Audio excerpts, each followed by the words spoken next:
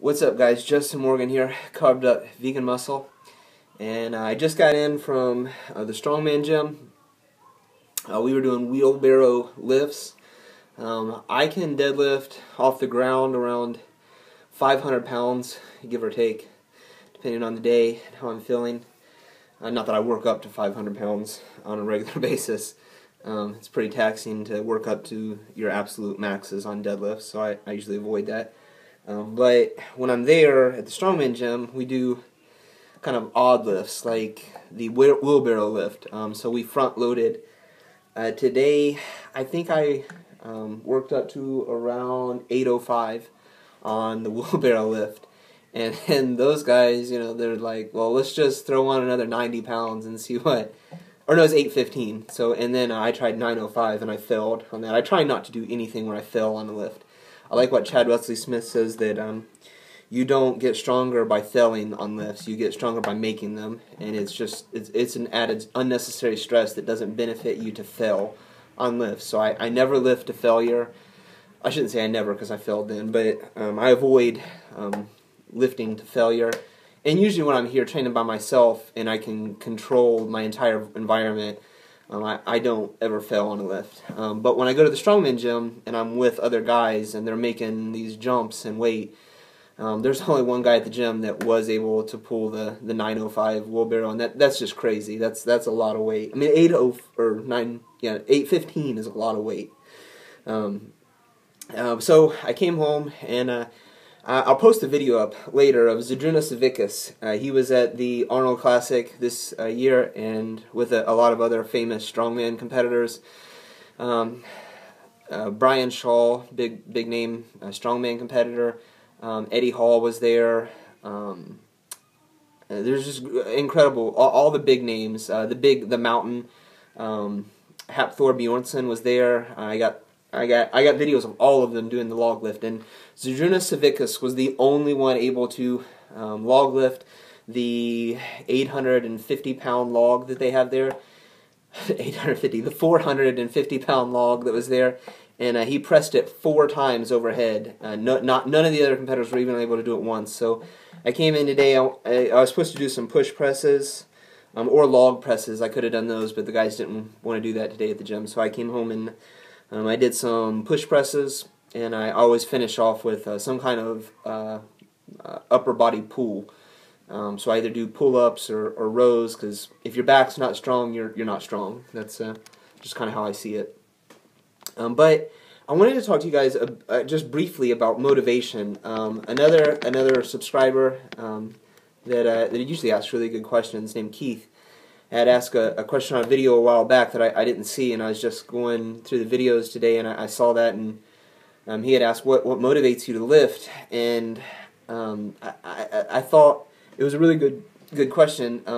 What really motivates me to lift more than anything, though, is people that have said, you can't be a good strength athlete and be a vegan.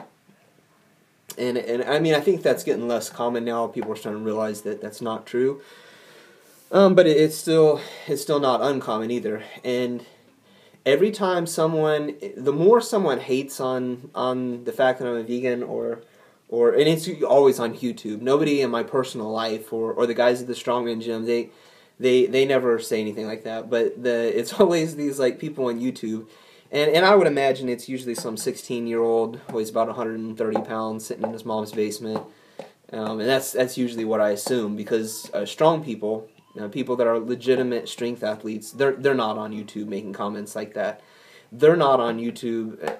I like what Louis Simmons said once, and he said the weak criticize the strong, and I found that to be true in my own life. It's never the strong people that criticize. They may not agree, but usually they're like, more power to you. You do what you do, and they're not really concerned about you. They're worried about their own thing. So if they don't agree with that, that's fine. But you can argue with semantics and opinions, but you can't argue with results. So I just keep getting stronger. And so I guess one of my biggest motivations is anyone that's ever said you can't. My second greatest motivation is the people in my own life that I actually allow to influence me. People on YouTube, I don't get mad at people on YouTube. People will respond if I say something or I'm kind of a prick about in some of my comments, because sometimes I am. You know, everybody gets in those moods. But if I'm not cordial in my response to someone, it's not because I'm upset. Nobody on YouTube means enough to me for me actually to get angry at them or to get upset or to get worked up. I don't know any of the commenters personally. A few of them I have come to know. A few names that I recognize that comment on my videos all the time. You know, I see those names and I just recognize the people. Or some people have been with, you know, watching my videos for years now, and they'll comment, and I recognize those names that come up. So their opinion I might care a little bit about. But for the most part, I don't know any of the commenters, and they don't mean anything to me. I haven't allowed them to influence me enough that I would care. However, like Ori Barnett, who runs the strongman gym that I go to, or Sam, or Aaron, guys that I train with, you know, they are legitimate strength athletes. They have, you know, they've been in the game and they've done it, and their opinion actually does matter to me. And they've never once said anything remotely derogatory about that. They've asked, you know, like, what do you eat, and I kind of tell them, and they're like, more power to you, because I couldn't do that. And you know, I tell them, you know, yeah, you could do that, and they agree, but I don't put them down because they don't follow the same thing I do, and I do kind of hope that they'll see, you know, what I do, and it might influence them some, but I'm not going to put them down for not choosing to become a vegan like I have. I spent the first 30 years of my life as a non-vegan, so I can't really say anything about anyone else just because they choose not to, you know, they choose not to agree with me on that. So I just realized that I was once where they're at, and I came to a realization one day, and there's probably lots of things in life that they've realized that I haven't. And anyway, so that's it. That's just kind of some of my motivations. I've kind of gone on a little bit long, but I think you guys get the idea. You guys take it easy. I appreciate all you guys watching. If you like the video, then like the video. So if you haven't already, go ahead and subscribe. I appreciate you watching. Talk to you soon.